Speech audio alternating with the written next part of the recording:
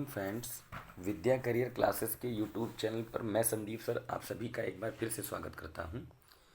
मैं current affair के जो क्वेश्चंस हैं उनको लगातार डिस्कशन कर रहा हूं और आप लोगों से अपेक्षा रखता हूं कि आप सभी लोग इन करंट अफेयर प्रश्नों को कहीं ना कहीं नोट डाउन कर लेंगे और नोट डाउन ज़रूर कर लीजिएगा, क्योंकि जब भी कभी आने वाले पेपर्स के लिए आपको कलेक्शन की या आपको क्वेश्चंस की आवश्यकता होगी तो ये सारे क्वेश्चन आपके वनडे एग्जाम के लिए, चाहे वो सहायक अध्यापक भर्ती मुख्य परीक्षा का हो या आपके एसएससी, यूपी ट्रिपल एससी, लेखपाल, पुलिस, किसी भी चीज़ की तैयारी कर रहे होंगे तो उसके लिए आपके लिए लाभकारी होगा, है ना।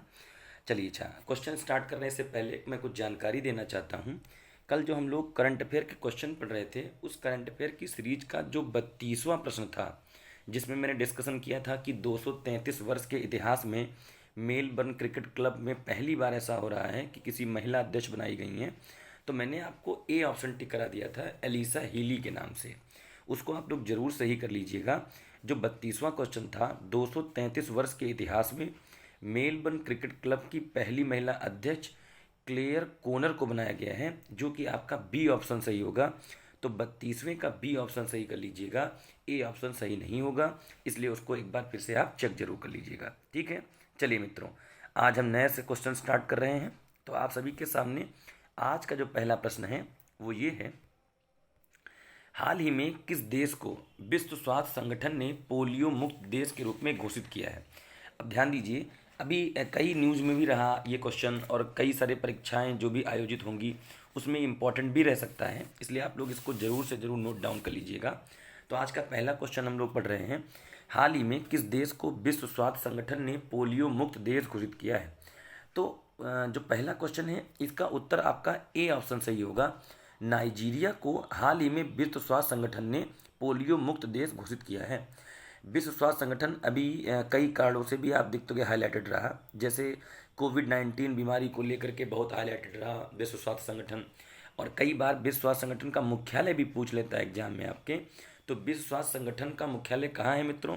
तो विश्व स्वास्थ्य संगठन का मुख्यालय जिनेवा में है, ध्यान रखिएगा। चलिए नेक्स्ट क्वेश्चन देख लेते हैं। विश्व का पहला केस बैंक, विश्व का पहला केस बैंक अर्थात हेयर बैंक कहाँ खोला गया है। अब ध्यान दें आप लोग, ये केस बैंक का मतलब क्या है?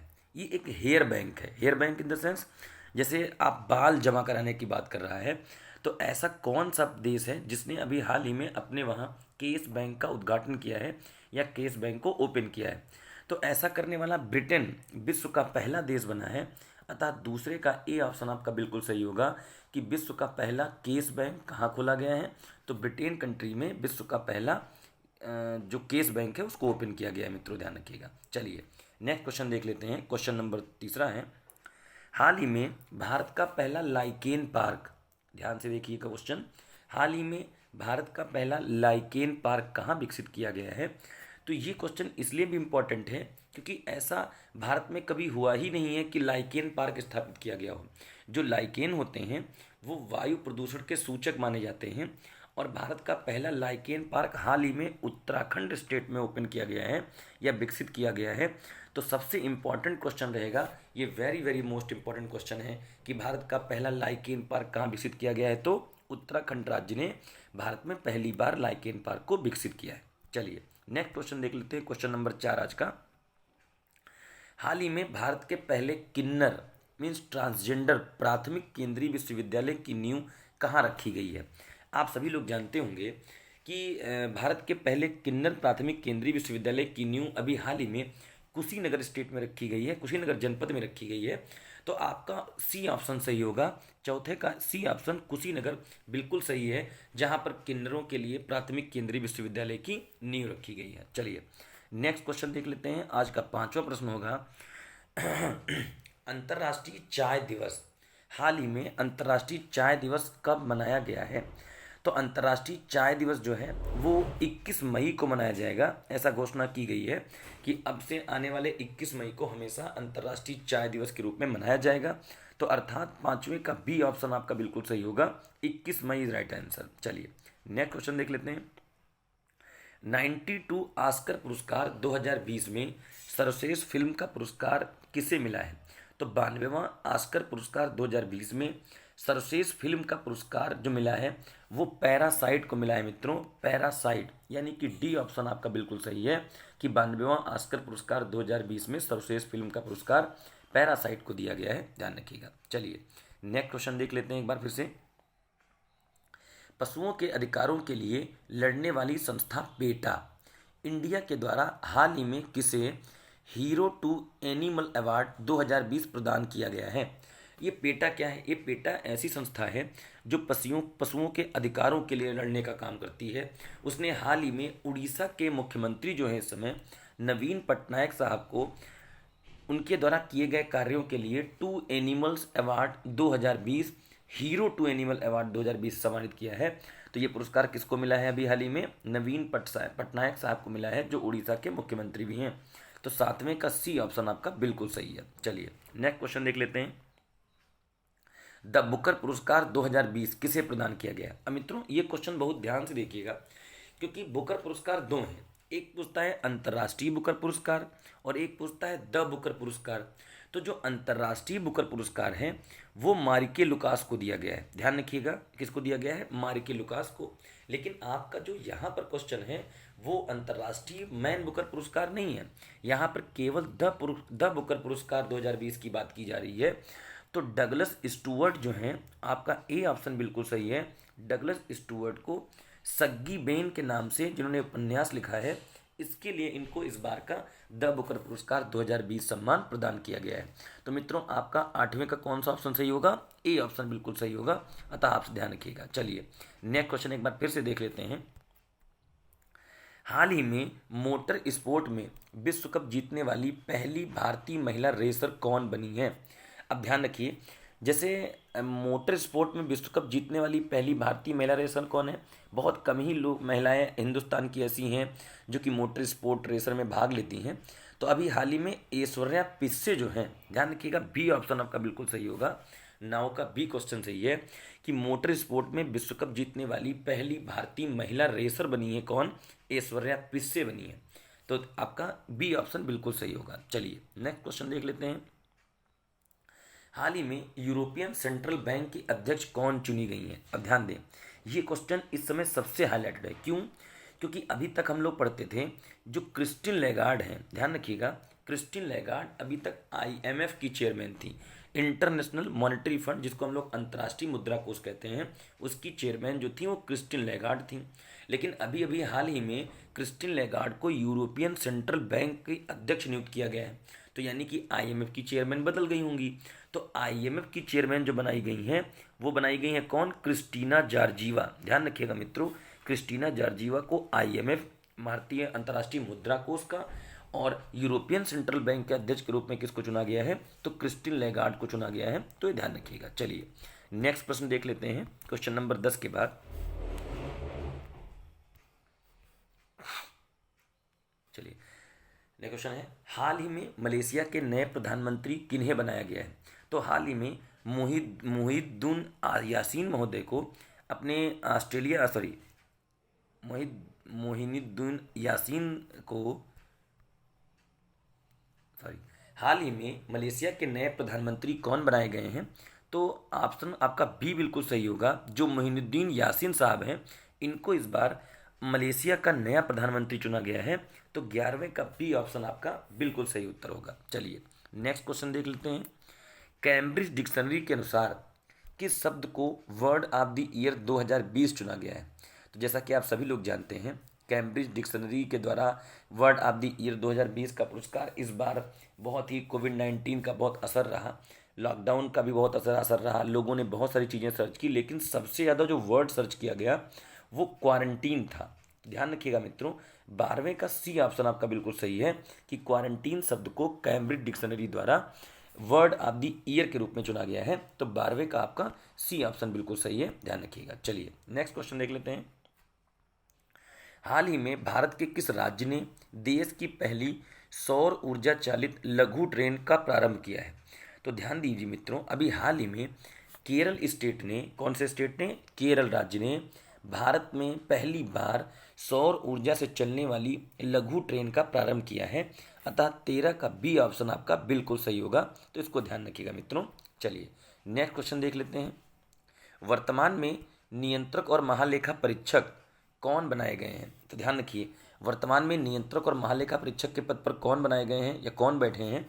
तो नियंत्रक और महालेखा परीक्षक इस समय आपके गिरीश चंद्र मुर्मू साहब बनाए गए हैं, जो कि अभी तक क्या थे, लद्दाख के राज्यपाल भी हुआ करते थे गिरीश चंद्र मुर्मू साहब। तो उनको वहाँ का राज्यपाल हटा करके वर्तमान में नियंत्रक एवं महालेखा परीक्षक के पद पर स्थान मिला रहा है।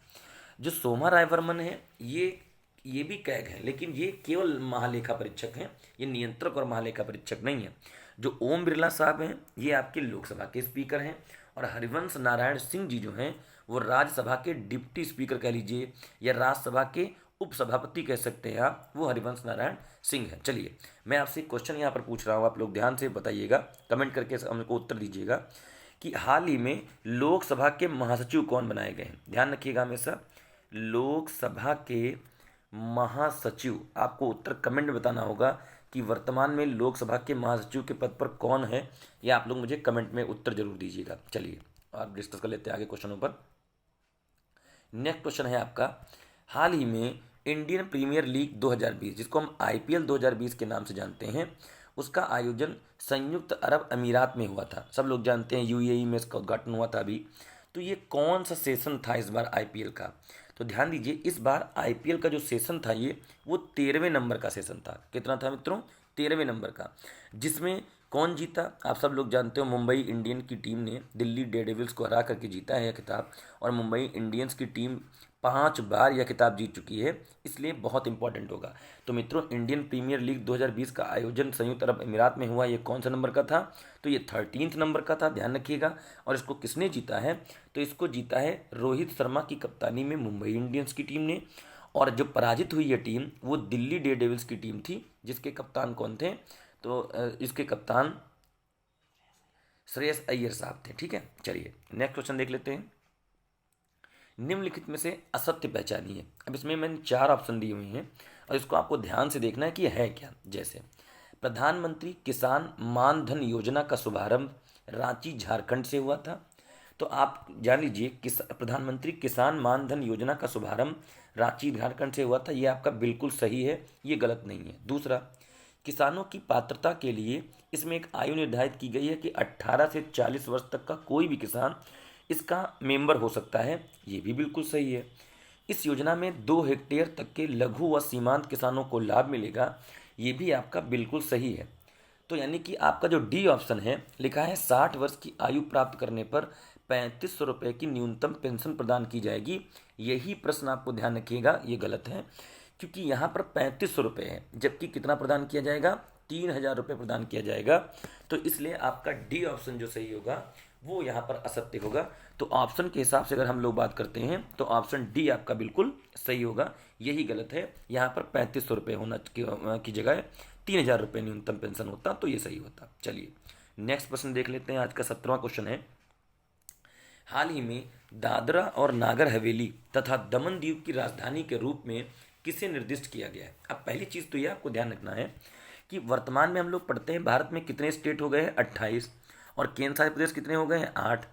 तो 8 जो केंद्र शासित प्रदेश हैं वो 8 क्यों हो गए? क्योंकि अभी तो 2 और स्टेट जोड़ दिए गए थे ना, अभी तक 7 थे, जब 2 जोड़े गए, कौन कौन जोड़ा गया? एक आपका जम्मू जोड़ा गया और दूसरा आपका लद्दाख जोड़ा गया, तो इनकी संख्या बढ़ करके 9 हो गई थी। लेकिन अभी 26 जनवरी 2020 को ऑफिशियल नोटिफिकेशन के द्वारा दादर नागर हवेली तथा दमन द्वीप को मर्ज कर दिया गया। तो अब अपने वहाँ केंद्र शासित प्रदेशों की संख्या एक बार फिर से कितनी हो गई है मित्रों? केवल 8 हो गई है। तो जो दादर और नागर हवेली तथा दमन द्वीप बनाया गया है, इसकी जो राजधानी चुनी गई है वो दमन होगी, ये दोनों निर्धारित किया है। तो अगर आपसे पूछा जाएगा कि दादर और नागर हवेली तथा दमन द्वीप की राजधानी किसके रूप में चुनी गई है, तो दमन को बनाया गया है। तो 17 का बी ऑप्शन आपका बिल्कुल सही होगा। चलिए नेक्स्ट क्वेश्चन देख लेते हैं मित्रों। वर्ष 2020 में आसियान का नया अध्यक्ष किस देश को चुना गया है? अब ध्यान दें, जैसे आसियान देशों की बैठकें होती रहती हैं, तो उन बैठकों में क्या होता है, किसी एक कंट्री को उसका अध्यक्ष चुन लिया जाता है आने वाले वर्षों के लिए। तो अभी हाल ही में आपको ध्यान होगा, आसियान का जो अभी सम्मेलन हुआ था वो वियतनाम में हुआ था। कहाँ हुआ था मित्रों? वियतनाम में। तो अभी हाल ही में आसियान का जो नया अध्यक्ष देश चुना गया है वो वियतनाम को ही चुना गया है।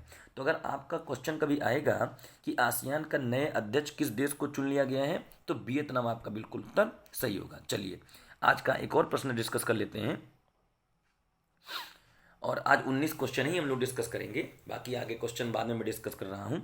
यूएस ओपन 2020 महिला एकल खिताब हाल ही में किस खिलाड़ी ने जीता है? मैंने परसों आप लोगों से इस पर डिस्कशन भी किया था कि यूएस ओपन जो हुआ है, या विंबलडन ओपन जो नहीं हो पाया, विंबलडन ओपन इस बार, फ्रेंच ओपन हुआ है, या मान लीजिए आपका एक ऑस्ट्रेलियन ओपन हुआ है, तो इन जो 3 आपके ओपन हुए हैं इनको बहुत इंपॉर्टेंट होते हैं, ये हर परीक्षा में पूछे जाते हैं। ये तो इस बार यूएस ओपन 2020 का जो महिला एकल खिताब जीता है वो जापान की नाओमी ओसाका ने जीता है मित्रों, तो आपको ध्यान रखिएगा। चलिए ये आपके प्रश्न थे आज के। मैं एक बार फिर से आप लोगों को थोड़ा सा होमवर्क रिमाइंड करा देता हूँ।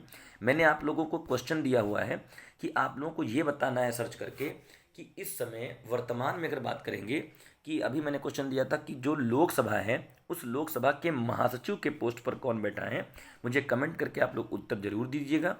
आपका यूट्यूब चैनल पर पढ़ने के लिए बहुत बहुत धन्यवाद। सभी कोशिश यही करिए कि मैक्सिमम क्वेश्चन जो मैं सॉल्व करा रहा हूँ या 10-15 करके जो भी आप लोग नोट डाउन करते हैं इसको रिवाइज करिएगा, इसको पढ़िएगा। चलिए कल एक बार फिर से मुलाकात होगी एक नए चैप्टर के साथ और एक नए टॉपिक के साथ, नए क्वेश्चनों के साथ। तब तक आप सभी का बहुत बहुत धन्यवाद। आप सभी का दिन शुभ हो। Thank you very much.